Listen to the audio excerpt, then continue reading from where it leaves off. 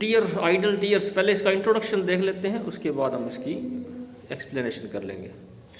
Tears idle tears is a lyric poem by the Victorian poet Alfred Lord Tennyson. ये lyric poem है। Lyric poem वो होती है जिसको गाया जा सकता है।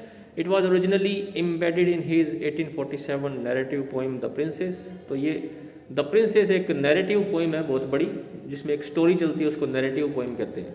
तो एक स्टोरी है द प्रिंसेस, उसमें से इसको लिया गया है। Where it is sung by a court maiden, जहाँ पे ये गाना गाया जाता है एक कोर्ट की मेडन द्वारा।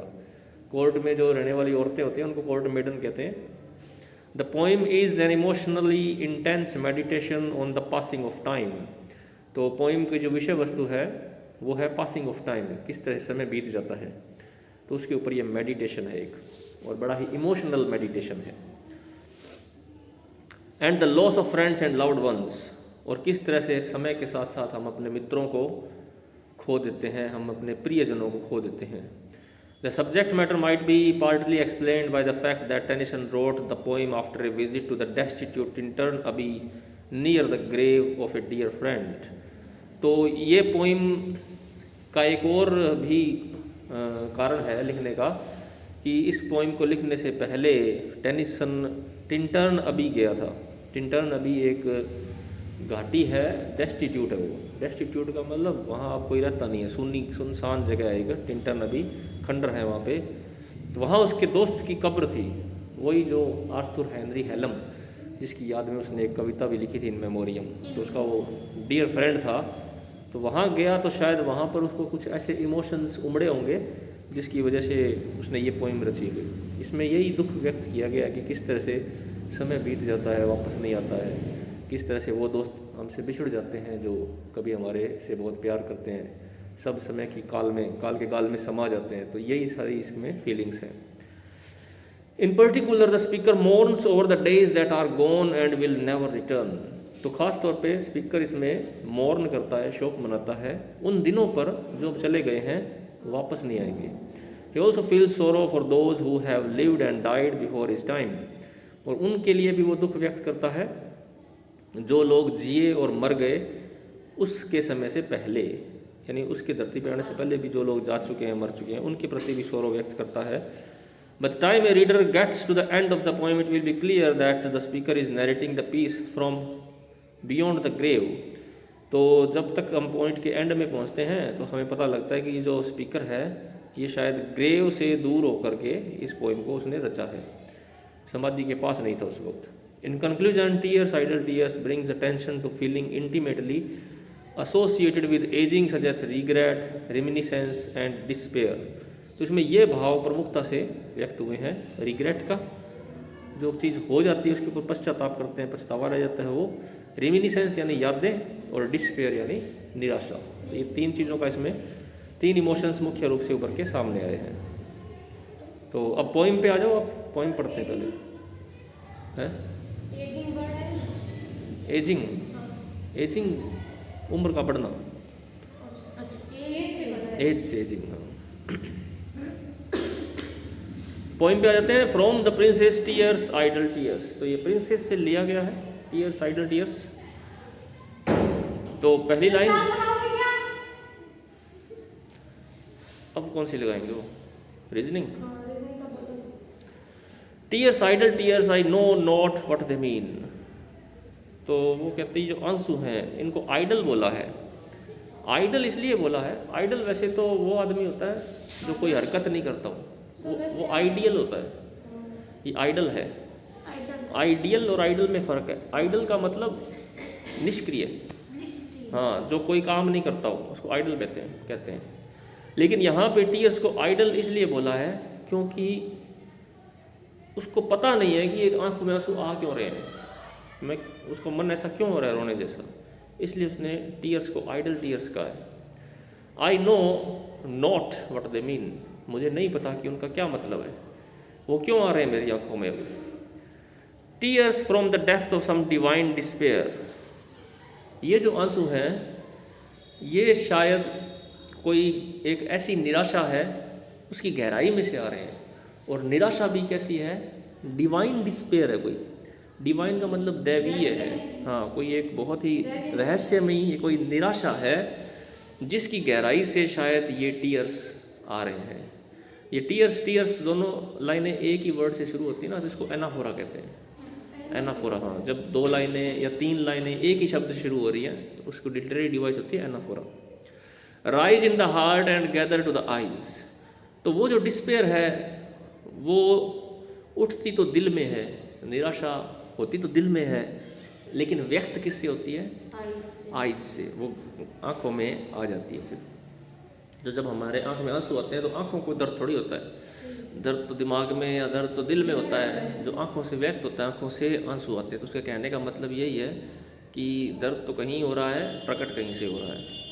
In looking on the happy autumn fields. और ये आंसू उसके तब आते हैं जब वो ऑटम फील्ड्स को देख रही होती है। ये एक लड़की है, आइडा है उसका नाम, जो ये गाना गा रही है, तो इसलिए इसको लड़की बोल रहे हैं अपने। कि जब वो देखती है हैप्पी ऑटम फील्ड्स को। ऑटम फील्ड वो होते हैं जब सारी फसलें कट जाती हैं, उपज ले ली जाती है, उस ऋतु को ऑटम कहते हैं, पतझड़।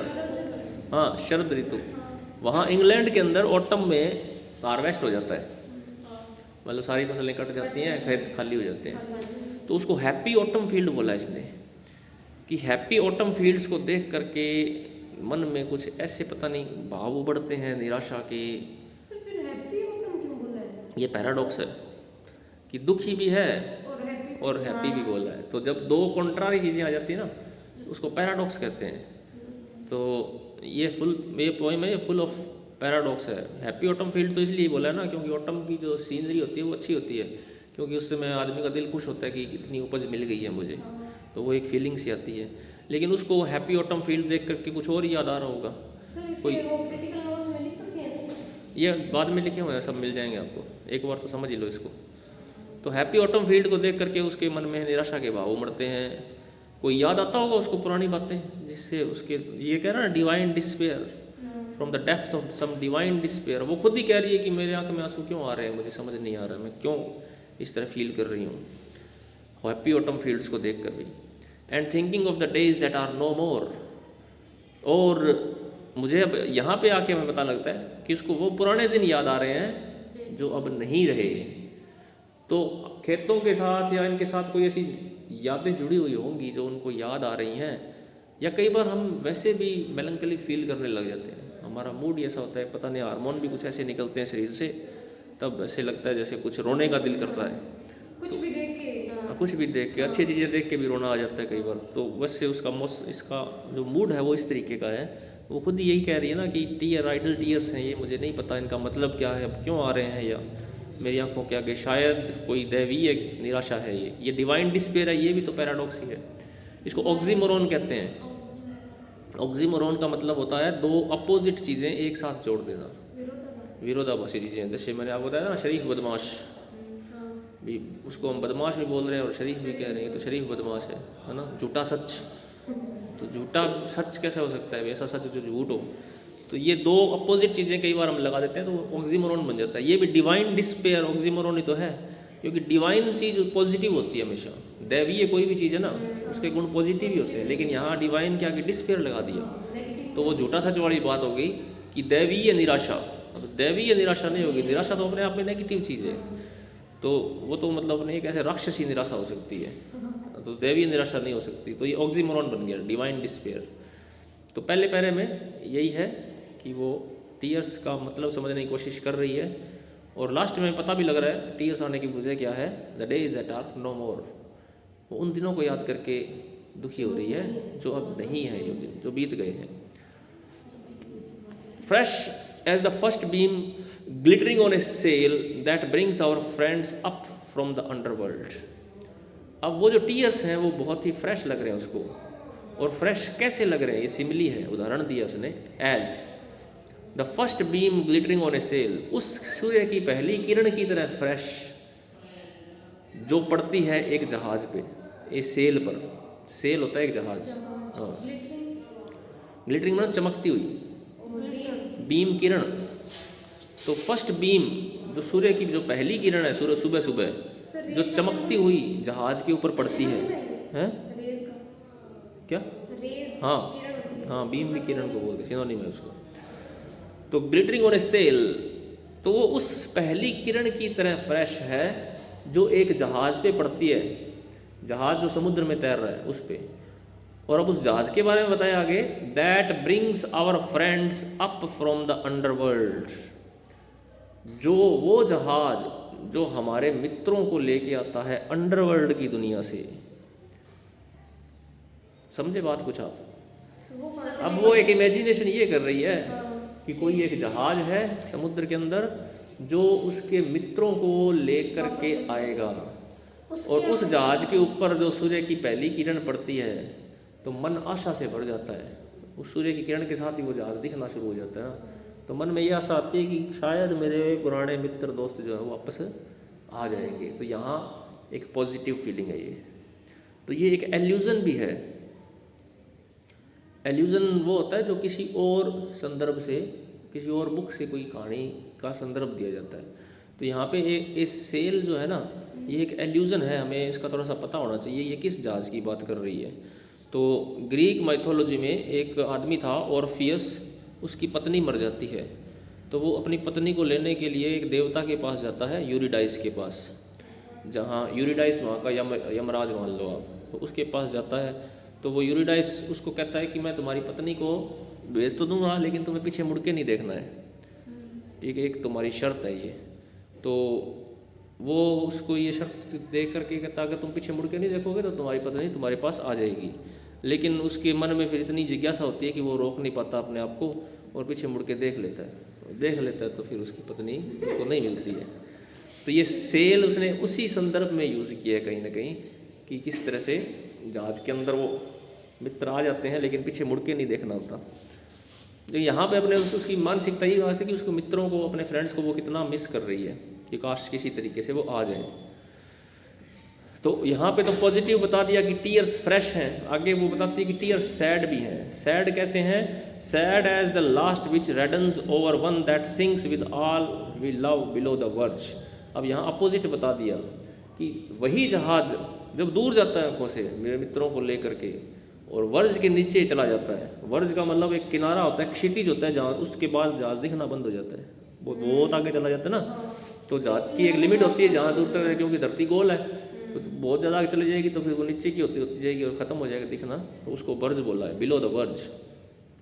तो वो कहती है कि वो जो लास्ट किरण पड़ती है जो उसकी उस जहाज के ऊपर, जो जहाज जा रहा है और धीरे धीरे आंखों से ओझल हो रहा है, तो उस किरण की तरह सैड भी है ये टीयर। तो ये टीयर दोनों ही है, फ्रेश भी हैं और सैड भी हैं। That sings with all we love below the verge, so sad so fresh the days that are no more. अब फिर से उन्हीं दिनों को याद करके वो कहती है कि सो सैड एंड सो फ्रेश, ये टीयर कितने सैड हैं और कितने फ्रेश भी हैं, और वो दिन जो अब नहीं रहे उनके लिए। तो ये देखो, the days that are no more, हर लाइन के, हर स्टैंजा के एंड में मिलेगा आपको। तो जब हर स्टैंजा के एंड में एक ही एक लाइन रिपीट होती है तो उसको क्या कहते हैं? रिफ्रेन। रिफ्रेन कहते हैं उसको। एक ही एक लाइन बार बार रिपीट होती है तो वो रिफ्रेन बन जाती है, मुखड़ा बन जाती है।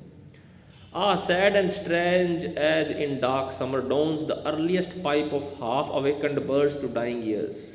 अब एक और उदाहरण देती है कि ये टीयर्स सैड हैं और स्ट्रेंज भी हैं। सैड और स्ट्रेंज कैसे हैं?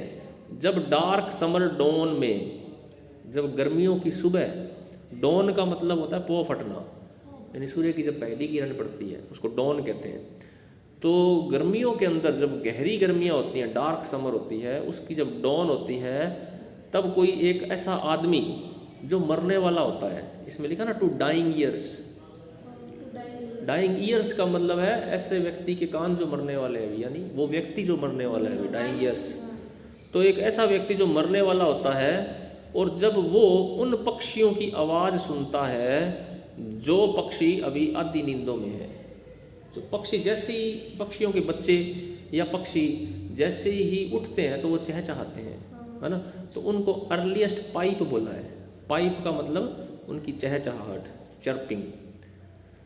तो यहाँ वो कहता है कि कोई आदमी, वो आदमी जो मरने वाला हो ना, तो उसको इन चीज़ों से फिर कोई ज़्यादा फर्क नहीं पड़ता, उसको वो चीज़ें इंजॉय नहीं करती, क्योंकि वो आदमी तो मरने वाला है। एक कोई अगर स्वस्थ आदमी होता है ना तो वो तो इन चीज़ों की तारीफ़ करता है, उनको अच्छे भी लगते हैं, मधुर लगती है ये आवाज़ें।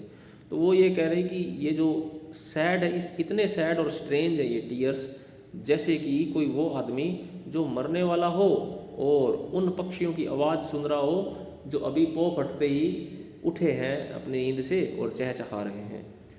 When unto dying eyes the casement slowly grows a glimmering square। और एक और उदाहरण दिया कि उन्हीं डाइंग आइज को, यानी उसी व्यक्ति की आंखों को केसमेंट भी कॉफिन के जैसा लगता है। केसमेंट होता है विंडो का फ्रेम। अब एक ऐसी विंडो है जिसके अंदर से रोशनी आ रही है सूर्य की, तो वो विंडो चमकती हुई दिखाई देती है। तो वो ये उस केसमेंट की बात कर रहा है कि जब ऐसे आदमी, कोई आदमी जो मरने वाला होता है ना, तो उसको जो विंडो की जो केसमेंट है वो एक ग्लिमरिंग स्क्वायर दिखाई देता है। ग्लिमरिंग स्क्वायर, स्क्वायर तो हो गया चौरस कोई चीज़, ग्लिमरिंग का मतलब चमकता हुआ।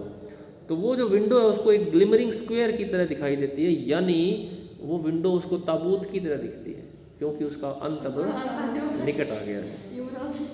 तो उसको हर चीज़ ऐसी ही दिखाई देती है और उसको उन चीज़ों से भी कोई लेना देना नहीं होता। जो पक्षियों की चहचहाहट है वो भी उसके लिए कोई आनंद का कारण नहीं बनती है। तो यहाँ पे उसने अपने टीयर्स की तुलना उस व्यक्ति से की है कि वो कितने सैड और स्ट्रेंज हैं। So sad so strange that days are no more. तो फिर से वो पुराने दिनों को याद करके कह रही है कि वो दिन कितने प्रिय, कितने अजीब थे, अब वो नहीं हैं। तो उनके लिए मेरे आंसू बड़े स्ट्रेंज और बड़े ही सैड हैं। Dear as remembered kisses after death and sweet as those by hopeless fancy feigned on lips that are for others. तो आगे वो डियर बता रही है उन टीयर्स को और उन दिनों को। वो दिन उसके लिए इतने प्रिय हैं जैसे कि उन व्यक्तियों की किस जो अब मर गए हैं।